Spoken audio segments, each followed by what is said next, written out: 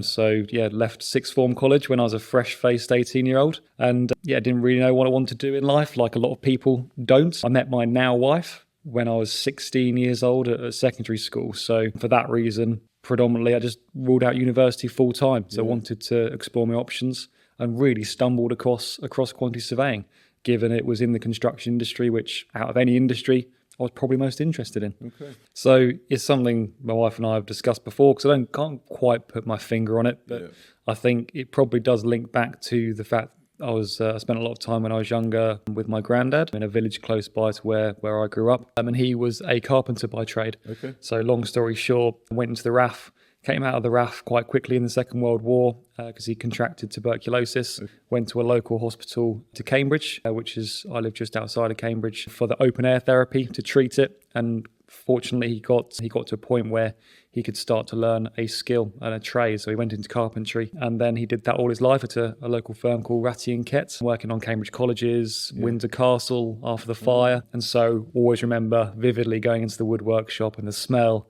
of his workshop and all the tools spread out. And he'd always take me in there when I used to go and visit. And I think that's probably where the spark came, to be honest. Well, is that what kind of probably does make it more likely that my granddad led to my interest, that initial spark in construction. We actually, Katie and the boys, we went over to Wales to spread my granddad's ashes. And he died in the year in a cemetery just outside Cardiff. So I met some family there that I'd not met before, since I was 9-10 years old. There was one of my relatives, must be around 65 now. She actually was one of the first women in Cardiff to go into teaching. As in design technology? In a school.